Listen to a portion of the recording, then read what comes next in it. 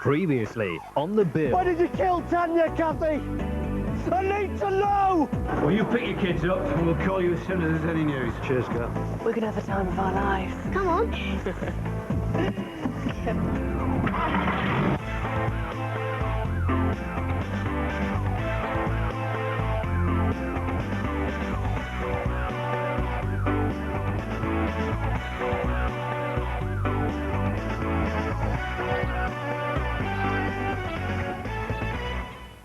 The important thing is to keep Brandon away from here. Yeah. Get someone to sit with him. Right. Yeah, and talk to all the teachers who were there when she picked them up. Okay. An hour at the most.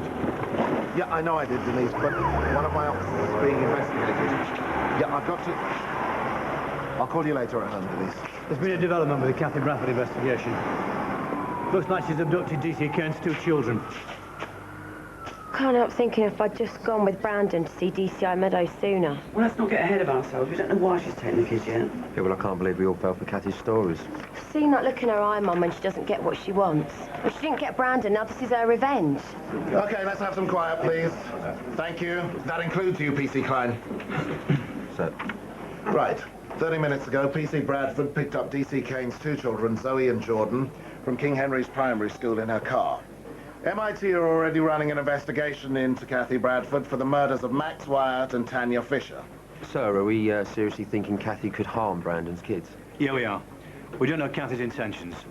Don't know how much force she's prepared to use to keep those kids, or even if she's armed. I've assigned DC Sharp as DC Kane's family liaison officer, and she's going to be staying with him at his mother-in-law's place and waiting for that phone to ring. We don't know as yet whether Cathy's still in uniform and/or driving her car. But we've got India 99 circling above the area, and the telephone investigation unit are running a trace on her mobile phone. Now, MIT have discovered a letter from Hong Kong informing Cathy that her parents had died. This is in October last year. And for some reason, she decided not to mention this. Now, according to our records, Cathy was working on the day of her parents' funeral. So, Terry, we need to contact any friends or relatives that are left. Now, the best leads are going to come in the next hour, so we need every available officer in the area around the school and Cathy's flat doing door-to-doors. Let's get on with it.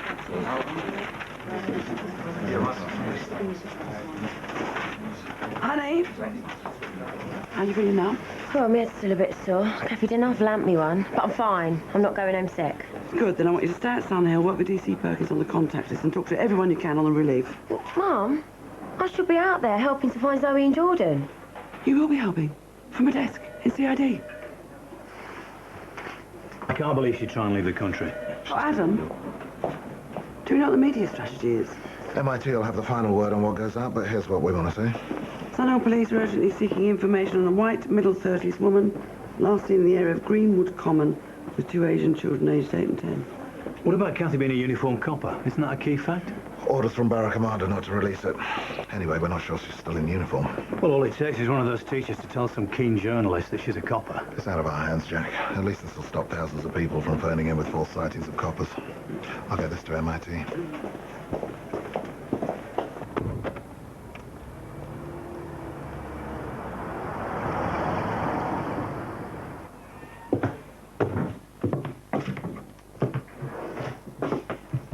Jack, coming to check up on MIT? So what's the latest? Anything that could lead us to where she might be? I think I can honestly say I have never come across a woman with so few connections with the world as PC Bradford. Does she have an address book, your diary? Diary? No, that'd be a jackpot. Believe me, there's nothing. No numbers in her speed dial, no photos, books. Mail? Just junk mail, unopened. What about neighbours? Nobody said more than a few words there in over 2 years. It's like she doesn't exist outside of her own head. We did get some information off the hard drive on her computer. Last few days, she spent a lot of time looking at travel sites on the web. Well, I can't see her taking them out of the country. A white woman and 2 Asian kids. It's too risky. Can't take a chance that she won't. We haven't found a passport. Okay, thanks anyway. Any joy? Nothing, Mum. Apart from at Sunhill, it doesn't seem like Cathy Bradford's got what you'd call friends. Keep at it. How's your bond? Right. Why would she take the kids? Maybe she believes she's got a right to take them, and she's not done anything wrong. In which case, she should come through that door right now with a smile on her face and a couple of children in tow. Or maybe she knows what she's doing is wrong, and the suffering it's causing. And she's got some sort of plan to stay out there longer and prolong the agony for Brandon. Or for the kids. You don't think she'd do that? Only a tiny minority of women who will do harm to children. Maybe. You can't guarantee she's not part of that tiny minority, though, can you?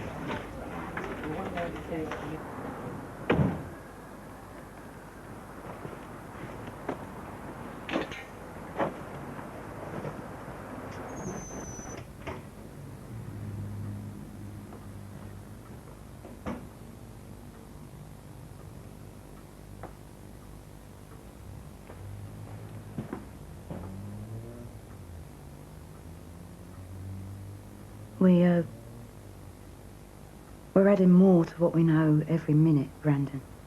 Let me tell you what I know, Eva. I know Cathy. If she wants to, if it's what she decides to do, she has it in her to kill my kids.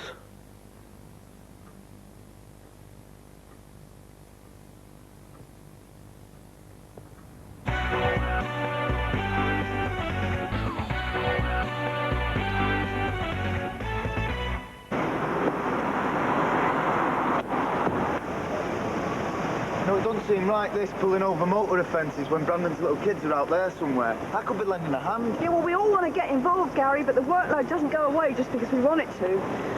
Are you aware, sir, that you failed to stop at a red light back there? No, really? I'm sorry about that. Can I have your name, please? Harold Turner. Harry to my friends. Do you know what? I could have sworn it was amber. Was it really red? Sorry, it was definitely red. Can I have your keys, please, sir? Our records show that this vehicle's been reported lost or stolen. Well, don't worry about that. I was the one who reported it stolen. Eh? I should never have gone to the wedding in the first place. The trouble it's caused me... Hang on, what wedding? Brian Hollingworth's. Now, he's a waste of space for a start. Right, could you get to the point, please, sir? Well, you see, after the reception, we'd all had a skinful. Yeah. Except Brian's brother, Barry. He's been teetotal since his wife popped up. Anyway, Barry drove the four of us home in my car and parked around the corner. Well, in the morning, I woke up, throbbing headache, no keys, and no idea what I'd done the night before. Right, so that's when you reported the car stolen? That's it, yeah. Have you got any identification on you, please, sir? Let's have a look. Do you know what? I don't seem to have any. What's in that briefcase, please? There's nothing in there now. I'm sorry, but I just saw you trying to hide it under the seat, so I can only assume there's something in there you don't want me to see. Can you just open the case?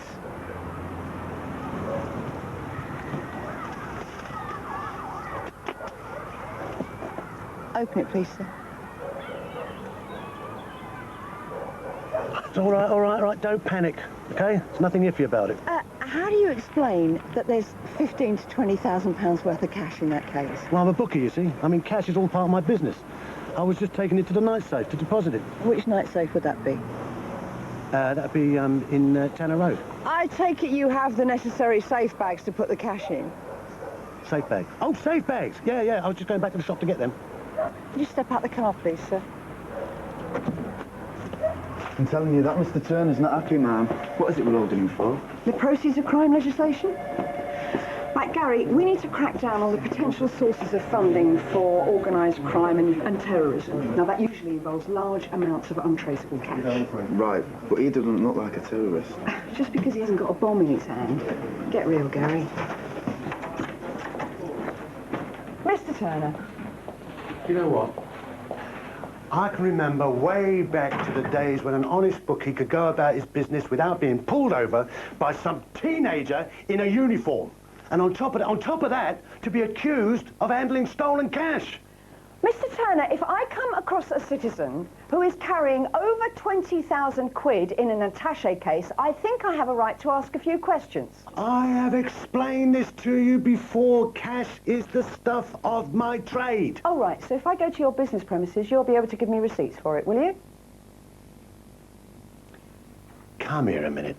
Now, listen. You and I have been round the block once or twice, haven't we? So let's talk to each other straight, yeah? Now, I could put an end to this right now. Just like that. And I could drop you in very hot water. And how could you do that? I could have a little word with a friend of mine who understands that a bookie is the grease that keeps the whole mechanism turning. And who would this friend be? Your inspector, Gina Gold. Oh, cheers, Gabriel. I'm about to die, I mean, No problem. And Central Very well not, Brandon. Running slowly following a signal failure at Holborn Station. The main headlines again. no further information has been released in connection with the two missing East London children, Zoe and Jordan Kane. A spokesman from Sunhill Police asks anyone who might have seen a white mid-30s woman with the two Asian children aged 8 and 10, possibly driving a black GTI Golf, registration number X994CEP, to contact them immediately. In the meantime, Prime Minister Tony Blair has denied... That's it. Is that all? There's nothing about Cathy being a cop or what's going on either? No, it's got to be the best way, Brandon, believe me. They know what they're doing. What, so? Because the Met doesn't want everyone to know what a mess this is? No, because releasing that kind of information, it generates more heat than light. The focus of all these news stories, it was shift to Cathy being a cop and away from Zoe and Jordan.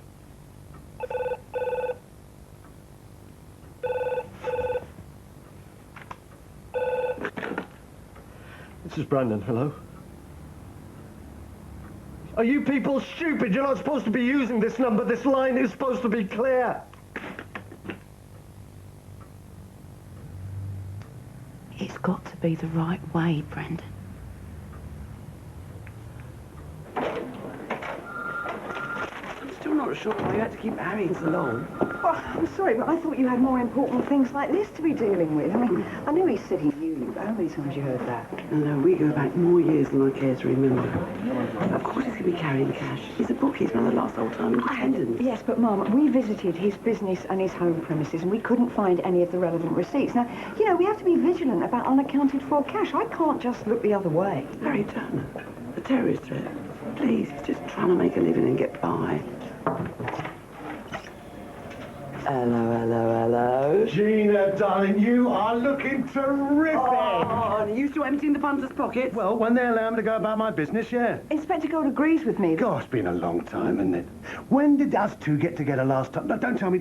It was, the Cashew Bank fight, wasn't it, at the arena? What year was that? Do you know when that must have been 97. Oh, that's too long. Well, you're looking very sharp, Harry. Well, it's a cold world out there, Gina. You've got to keep fit, haven't you? Otherwise you go under. Aye. Go on, give us one. Go on.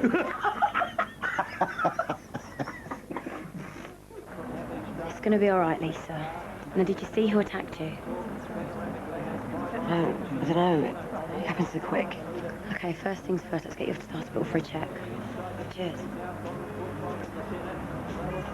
Right, the couple here say they saw a man grab her from behind as she was getting in the car. He hit her once, then he legged it on foot, but the bag doesn't look like it's been touched. Well, can they identify him? He was wearing a hoodie and a baseball cap. Okay. Sierra Oscar 158, name check, please. Go ahead, honey. So, Miss Lisa Turner? Mr. Turner, when we pulled you over, you were heading towards your betting shop, not towards the night safe. Now, where did that money come from? I was coming back from a meeting with my new investor. Right. So why did you tell me it was the day's takings? Oh, investor? Oh, what investor's that, then? Well, I found someone who wants to put money into turnerbetting.com, you know, like a sleeping partner. Online betting is a very big growth market, Gina. And this investor has put money in with no strings attached? Yep. Oh, save it for your grandchildren, darling. We're too old for fairy stories. All right. I borrowed it.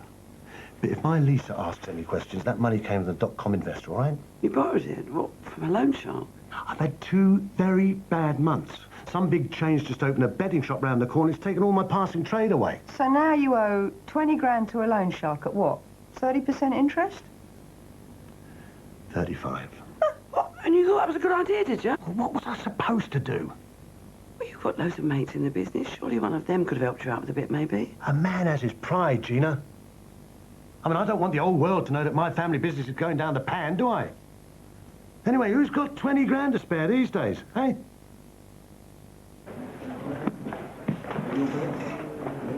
I hope you're not going to stand there and count it. Well, you wouldn't blame me if I did, would you?